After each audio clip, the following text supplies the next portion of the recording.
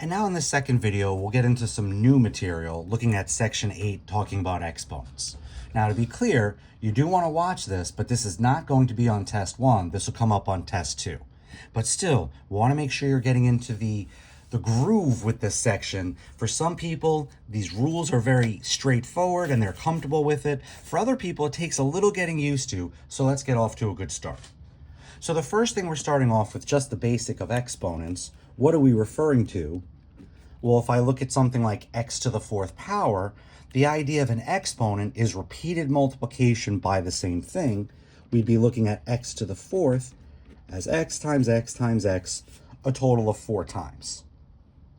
Now, just to be quick and clear, we'll do a lot of this with variables, but it's very easy to make goofs when we start actually seeing it with arithmetic with numbers. People see 2 to the 4th power, and I gotta say how easy and tempting it is. People know there's multiplication here, and they just go 2 times 4 is 8, instead of realizing, no. 2 times itself 4 times, 2 times 2 is 4, times another 2 is 8, times another 2, we're getting a final value of 16 here.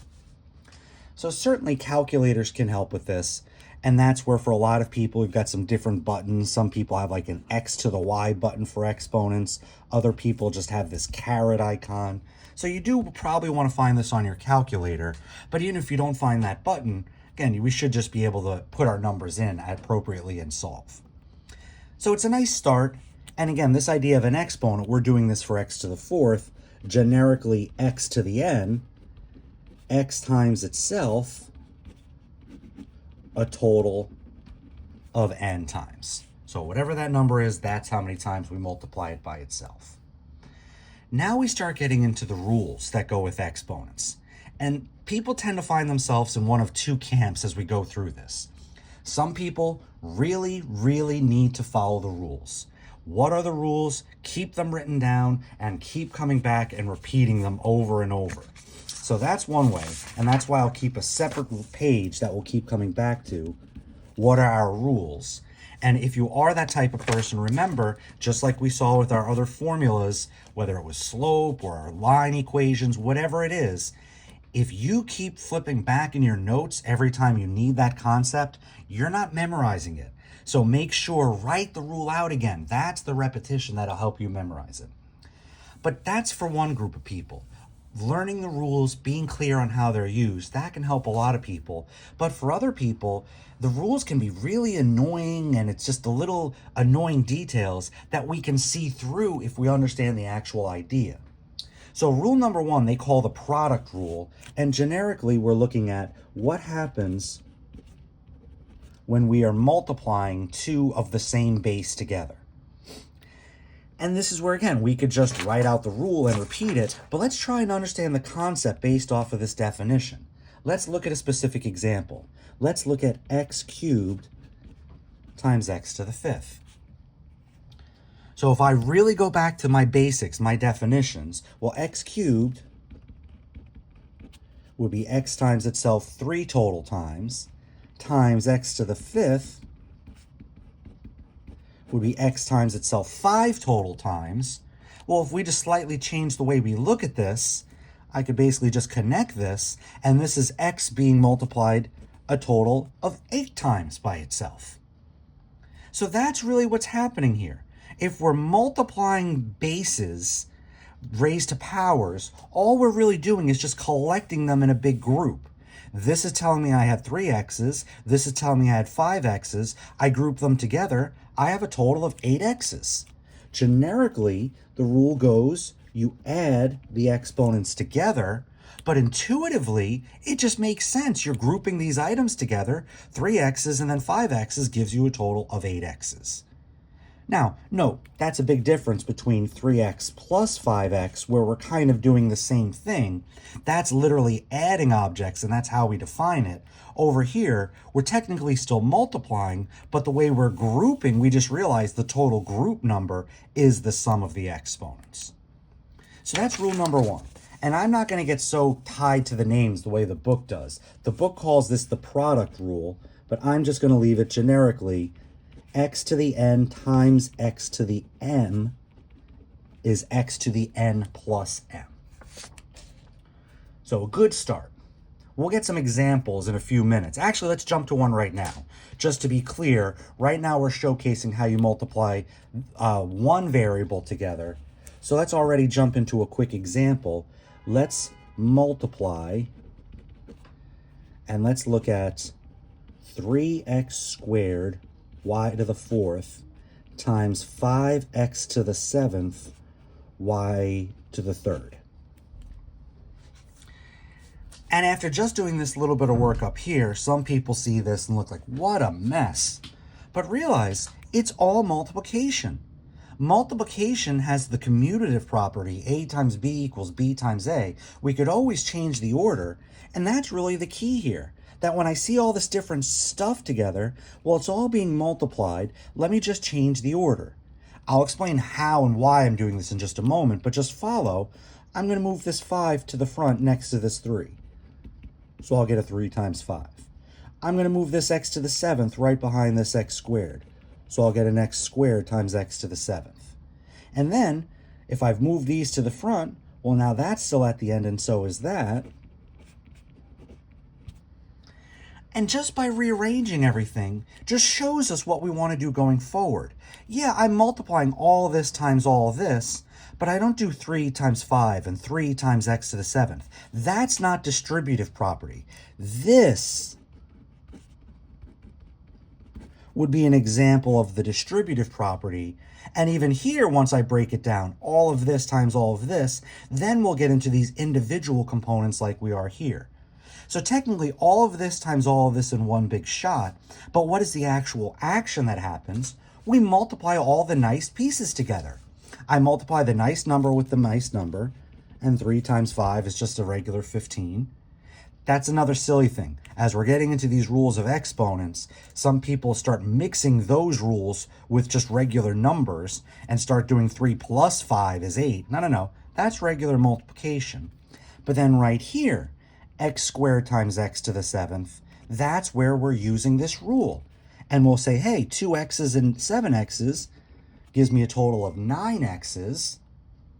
And then same thing at the end here for the y's. 4y's and 3y's gives me a total of 7y's. So my final answer was 15x to the 9th, y to the 7th. So just getting started, that's rule number 1, but you could already see just some of the little nuances that for some people, you know what, I really just want to follow this rule. For other people, getting the concept, I'm just grouping them together. 2x's and 7x's give me 9x's, similar with the y's. Now we move into division. And again, we're going to start in the same idea. We're going to look at a rule that looks at x to the n divided by x to the m. But before I get caught up in the rule, let's practically see what's happening here. And I'm going to stick with similar pieces like this. Let's look at x to the 5th divided by x cubed. And again, still looking at just base root definitions. X to the 5th is x times itself 5 times. X cubed is x times itself 3 times.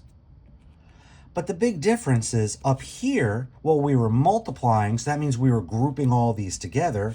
Here we're dividing, and even just setting this up as a fraction, we want to cancel like stuff from top and bottom. So this x cancels with that x. This x cancels with that x. This x cancels with that x. What's left? 2x's on top.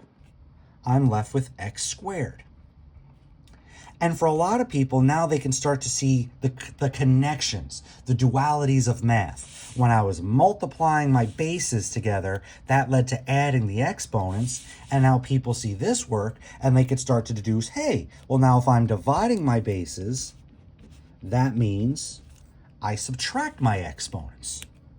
And that is going to be our second rule, everybody. X to the n divided by x to the m will be x to the n minus m. But there's just a few little catches that we want to discuss. And right off the bat, I have to admit, I really like so many ways the way they put our textbook together, but this is one place where I disagree. Because right now, they make a little extra caveat with this formula, and we're going to use this example to point out the situation. What if I had it in the other way? What if I had the x cubed on the top and the x to the 5th on the bottom? Well, again, just looking at my same little basic picture like before, now the 3x's are on top, the 5x's are on the bottom. I'm still trying to cancel common terms from top and bottom. So this x with this x, this x with this x, this x with this x. I am still left with 2x's, but the big difference, these x's were on top, these x's are on the bottom. These are in the denominator. So I'm getting an x squared in the denominator. What's left on top? Technically, I've got a 1. Technically, when I cancel these, there's a 1 left out in front, and that 1 is still left behind here. So our book takes a moment to make 2 rules here that says when n is greater than m, like this situation, we do this minus this and get our variable on top. And then in this situation, they tell us to do 5 minus 3 and realize our variable just goes on the bottom. Again, right idea, but I think this is a perfect time to realize, what if I just followed this rule right off the bat? That if I just applied this rule, I would be getting x to the 3 minus 5 power, which would give me x to the negative 2. And at first glance, that seems a little goofy, but we are going to need to understand negative exponents. And the way to understand negative exponents, it's always just changing its place in the fraction. That x to the negative 2 that we saw from this example is really the same thing as 1 over x squared. And if we ever ended up with a negative exponent on the bottom, if I ended up with a 1 over x to the negative 3, that would become an x to the positive 3, bringing it to the top. That's the rule. I mean, we're going to need to know that anyway. I would suggest right now is the time to get used to that. So right now, I'm going to add to my list of rules. If we end up with an x to the negative n, that becomes 1 over x to the n. And that's going to be something we want to get very accustomed to. So we're going to move into another example. And similar to what we just did here, we're going to realize we could group lots of stuff together. It's not just all x's. So let's come in this little corner. Let's divide. Let's do 36 x to the 10th y cubed, all divided by 9x to the 4th y to the 5th. Well, how am I going to do my division? Same way up here we did our multiplication. I could literally group it together, but it kind of is already like that. I'm going to literally do the numbers divided by technically the coefficient. The coefficient divided by the other coefficient. Then I'm going to do my x's divided by my x's, and then I'm going to do my y's divided by my y's. My numbers, just like up here, don't get goofed with your rules, just straightforward. What is 36 divided by 9? That's a clean 4. And then starting to do my individual variables, x to the 10 divided by x to the 4. I'll do 10 minus 4, and that'll leave me x to the 6. Rule people, I'll do y to the 3 minus 5, and that'll leave me a new exponent of negative 2. But this is where, as we get to some full problems, right now I'm just giving you quick directions, our full problems will just be to fully simplify, and a part of simplifying is don't leave negative exponents. So that's where this is technically a fully correct answer, but the directions we're going to get is going to force us to have one more step. I ended up with a negative exponent on the y, so one more step. These are fine. Leave them alone. But my y needs to change its place. It needs to go into the denominator, so this will become over y squared. The second thing I want to point out, I really did this problem with the rules approach, but if you're just a canceling person, same idea, 36 divided by 9, we're still doing our regular division of the coefficients, but then here, I'm canceling 4x's. And if all 4x's cancel in the bottom, 4x's will cancel from here. There are extra x's left over, and there are 6 of them, and they're upstairs in the numerator. Over here, I see my y's canceling. I can't cancel more y's than either term has, so I'll cancel 3 y's. That leaves extra y's downstairs, and it leaves 2 of them. So that's where, if you're a rule person, you almost always end up getting caught with some negative exponents that you have to know another rule to finish simplifying. But if you just understand the concept that just canceling is the idea here, some people are just comfortable jumping directly to this. Okay, let's keep things rolling here. Next, still got another little catch that comes up with division. Because, again, we saw the little catch as far as our negative exponent rule, and we'll add that to our list. Again, instead of doing 2 separate rules here, let's already incorporate the negative exponent rule. But now we've got another little situation. What about x cubed divided by x cubed? If I'm looking at x cubed divided by x cubed, well, again, if I'm a rule person, this becomes x to the 3 minus 3, and I get x to the 0. And that should feel weird, everybody. Just for a moment, thinking about the idea of an exponent, and I should have even pointed that out on the previous page, a negative exponent, the first time you see it, that just feels weird. And if you actually had a number you were trying to compute, like if I wanted to know what is 3 to the minus 2 power, don't evaluate it this way, evaluate it this way. Don't do arithmetic with the negative exponent, get rid of the negative exponent, and then do your arithmetic based on the positive exponent. That's the way to make it make sense. So in that similar way, x to the 0 just feels weird. How do you multiply a number by itself 0 times? Similar to how weird it is, how do you multiply a number by itself negative 2 times? That just doesn't make any natural sense. So we got to realize just something extra is going on here. And if we think about the full idea, x cubed, 3x's divided by x cubed, 3x's. In this case, if we look at it, everything cancels. But what's left? Well, kind of like what we saw before, technically they have a coefficient of 1 out in front, and that coefficient of 1 is what is left behind. And that is the connection we want to make here. That if we end up with a 0 exponent, that just becomes 1. There is a little technicality, so long as your variable is not 0. 0 to the 0 power is its own mess, and we're not going to have to worry about that, folks, to be honest. There are a couple of places they point that out in our book, but again, that's just to be technically proper, and later classes may bring those ideas back up, especially calculus, but for our purposes, these are the big picture rules we're trying to get used to. So, we've got the idea of the 0 exponent just equals 1. So let's do another problem, and let's see how that works together. Let's fully simplify. So now I'm cutting the direction. I'm not specifically telling you multiply or divide. We're trying to get used to the big picture. We do what we can. So if I had, let's start off with, not to go too crazy, let's go a to the 10th, b to the 6th, divided by a, b to the 6th. Once again, looking at each term separately, so now I'll do a's divided by a's and b's divided by b's. And right off the bat, it feels a little goofy because it feels like I don't have an exponent here, but we could always force an exponent in like that. A could be thought of as a to the 1st power, and now following my rules, or canceling, I'd cancel 1a, I'd be left with 9 a's upstairs. That'll be a to the 9th. Or I'm looking at it as my rule, a to the 10 minus 1, and I get a to the 9. And same thing over here.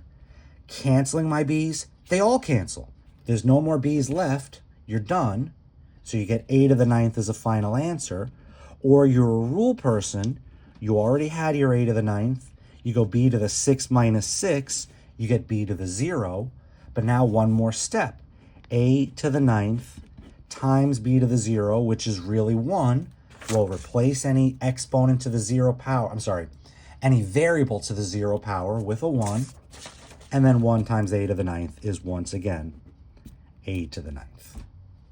I'm sorry, this is a little coincidence. I didn't mean for this to happen. My 9 and my a do look a bit alike. So again, a to the 9th, a to the 9th. All right, so again, that was just a quick, simple one. Let's do another. Same thing, fully simplify. Number 2, what if I had, let's go 6a, let's get away from a, 6x to the 5th, y to the 13th, over 18x to the 5th, y to the 15th. Looks a little bigger. Still no big deal, everybody. Just individually. Now we realize, though, over here, hey, 6 divided by 18 doesn't work, but we can still reduce that. Other people might realize, well, 18 divided by 6 gives me 3, but just to realize that 3 that's left over is still downstairs. Canceling idea, people. All the x's cancel. No x's left over. Canceling, people, looking at the y's, more y's downstairs, so I'll cancel all of these. The leftover y's would only be 2, and they'd be downstairs. And another good example, what's left on top? There's got to be something. We could always put something over 1 to make it into a fraction, and if I have something in the denominator, what's in the numerator? At a minimum, we've still got a 1 left there, even with everything else canceling. But just one more look at this problem. We still got to handle the numbers out in front and be comfortable with that. So again, reducing that fraction, just like we saw with our slopes. It's not the worst, but we really want to reduce things when we can. So I get my 1/3, if you're reducing the fractions is another way to look at it, or just the 3 in the denominator. And then your rules, people, x to the 5th divided by x to the 5th, x to the 5 minus 5. And then my y's, I'll get y to the 13 minus 15. Here's my big point, everybody. If you're a rule person, after what we discussed here, you should really stick with this. And this formula, you always do the top exponent minus the bottom, and your leftover variable starts on top. Now, after the fact, well, here, 1 over 3, x to the 0 here, that becomes y to the -2 when I do my arithmetic here. But afterwards, the cleanup. X to the 0, another 1, a y to the -2, put that in the denominator, and we can see we're right back where we were a moment ago. Some people will look at this and say, well, hey, this way was faster than this way. But folks, it's not about being fast, it's about being correct. And that's where, again, for some people, if you understand the concepts, that maybe you can move through this a little more quickly and be comfortable and confident doing so. But for a lot of people, at least getting started, they've realized they really, really like the rules and they want to stick with that approach. Okay. And just a little more exercise with negative exponents. Let's still continue simplifying, but not even mixing problems together. Just having a bunch of negative exponents. What if I had x to the -3, y to the -4, all over z to the -10? And that's my z, folks. Just again, my z. If I make a cursive z, it looks too much like my cursive y, and I like to put that little slash so there's no 2 versus z. Again, my 2 has a loop in it, but for other people, I put that slash just to make it clear that's a z and not a 2. But for this problem, the point is, well, what am I even simplifying? I see division, but I don't have any of the same variables. I see multiplication, but that's not the same variable. So it's not about using the rules, the multiplying and the dividing rules. It's just about all the negative exponents. And everywhere you have a negative exponent, just change its place in the fraction. I had an x to the -3 on the top, so that becomes an x to the +3 on the bottom. A y to the -4 on top becomes a y to the +4 on the bottom, and a z to the -10 on the bottom becomes a z to the +10 on top. And one more with this section, one more with this idea, to realize that sometimes negative exponents kind of naturally come up as we're doing division. Sometimes we're just starting off with them in some of the problems. And that's this next one. What if I have negative 3 x to the negative 4 y to the 10 times, let's go positive 7 x to the 11 y to the 6. I'm multiplying, so people would say, okay, well, I'm going to be using my addition rule. I'm grouping stuff together, and it doesn't start so bad. Minus 3 times 7 is a minus 21. But then right here, x to the minus 4 times x to the 11, I could formally use my product rule, but just notice how it goes. It becomes n plus m, but one of those is already negative, so it's not the same, exactly the same, but it's a little similar to some of our slope formulas and some of our straight line equations. You start off with a negative, but then you may have to incorporate other negatives. Well, here we're starting off with a positive, but then we might have to incorporate those negatives along the way. Especially like if this was a y to the negative 10 times a y to the negative 6. Hey, they're both negatives. That would actually lead to adding negative numbers. So you still have to be careful with your signs, and you could make the rules work. That would give me an x to the positive 7. And let's even take that. Let's make that y to the negative 10, y to the negative 6. So that would be y to the negative 10 plus a negative 6 if you're truly following the rule. But that becomes minus 10 minus 6, y to the negative 16. Now I just take a moment before I finish. Am I done? It's a right answer, but as far as simplify is concerned, simplify, we're going to keep saying it. It doesn't say it in our directions. Well, initially it says it, but then more and more we just have that as an expectation. We don't leave negative exponents. So this answer, the negative 21 stays. Note, the number is negative, not its exponent. That's not changing a place in fraction. That stays, just like the x to the 7 stays, but then y to the positive 16 when we clean it up. But this is a perfect example, and we are getting close to the end of the rules. We got one more big one and then another combination rule. But here we start to realize we can look at this in a lot of different ways. And as long as we are following our rules, we'll all get to the same place. But just along the way, some people would rather do some changes.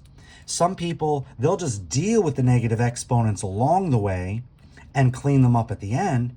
But for other people, those negative exponents are frustrating. So right off the bat, an alternative, before I start multiplying anything, let's clean this up a little bit. This becomes minus 3 over x to the 4th y to the 10th, right? Getting those negative exponents down in the bottom. And over here, that stays 7x to the 11 over y to the 6. And now just doing some slight rearrangements, I get negative 3 times 7x to the 11th on top. I got my x to the 4th down here, and I've got all of my y's down here. That's multiplication, and we could see we're multiplying upstairs in the numerator. Minus 3 times 7 is minus 21. My x's, that's actually division. X to the 11th divided by x to the 4, cancel off 4 x's, left with x to the 7 on top. Or following your rule, but following it in a more easy way, just dealing with all the positives. 11 minus 4 gives me 7. And then down here, we're actually multiplying. And we're just multiplying in the denominator. So once again, instead of this ugly rule, applying the multiplication rule while using negative exponents, I made my exponents positive. And now when I group them together, y to the 10 times y to the 6, I'll add the 10 plus 6, and I get y to the 16. No surprise, doesn't matter which approach we take, if this is the same problem, we better end up with the exact same solution, and we did. All right, last one. Our last rule is what happens when we raise a power to a power.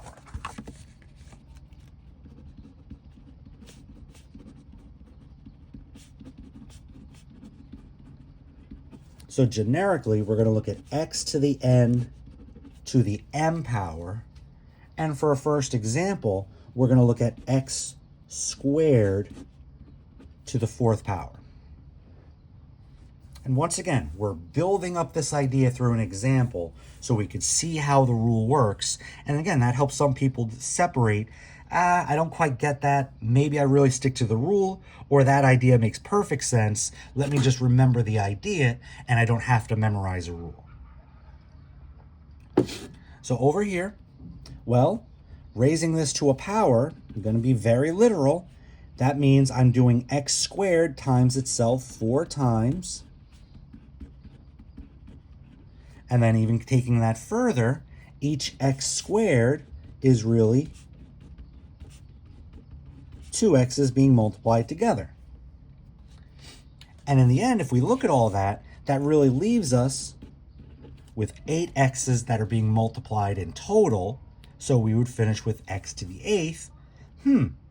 How else could I have gotten x to the 8th if we multiplied our exponents together? That's our last big one. Our power rule, raising a power to a power. We would get x to the nm. X to the n to the m would give me x to the nm power. So, again, just a couple of quick problems, and then we'll get to this last little combination idea. If I have, let's do 5x cubed y all squared. Well, what are we doing? Once again, everybody, this initially looks complicated because first things first, it's really this times itself. So I'm really getting 5x cubed y times 5x cubed y. But then once again, we see that's really multiplication. We can really group anything we want. So group the 5's together, group the x's together, group the y's together. And what that essentially does, we essentially get to distribute the exponent. So this will become 5 squared times x cubed squared times y squared. Well, the 5 squared, we'll do that as regular numbers, regular arithmetic, not 5 times 2, but 5 times 5 gives me 25. And then according to the rule we just formed, x cubed squared would be x to the 3 times 2. That would leave me with x to the 6. What about this?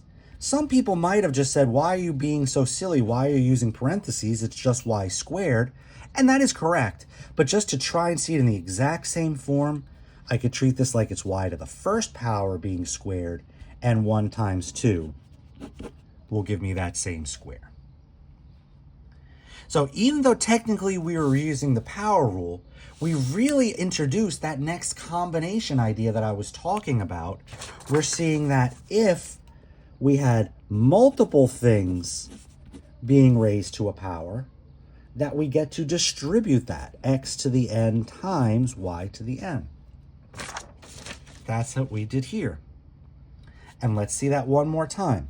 Let's do minus 3 x to the 5th, y to the negative 2 to the 4th power. And in that same way, distribute that exponent to each one. I get minus 3 to the 4th. Notice, the negative is a part of the 3.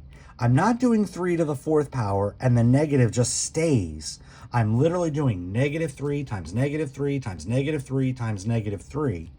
And we'll do that arithmetic in a moment. But just trying to be clear, raising this to a power, the negative is a part of that. Here we'll get x to the 5th to the 4th. And then here, y to the negative 2 to the 4th. Cleaning up, fully simplifying, well, this is what we were just talking about here. Minus 3 times minus 3 is positive 9, times another minus 3 is negative 27, times one more negative 3 gives me positive 81. Here, power to a power, multiplying, gives me x to the 5 times 4, x to the 20th. And this one too, some people feel initially a little weird by this, but still just follow the rule. I'll get negative 2 times 4 for y to the negative 8 power. but just cleaning this up, 81 is good, the x to the 20th is good, but the y to the negative 8 will move to the denominator as y to the positive 8. One more look at this, and this will lead to our last rule. And again, folks, you see there's a lot here, and that's why when we come back and start doing this section together, a lot of practice so we could see how all these rules mix together. And that's ultimately what we need. For this section, we get some pretty tough challenge problems where we mix all these rules together. But to be honest, going forward, when we actually need these rules as a part of bigger problems, it's not always, we really don't get into all the nitty gritty.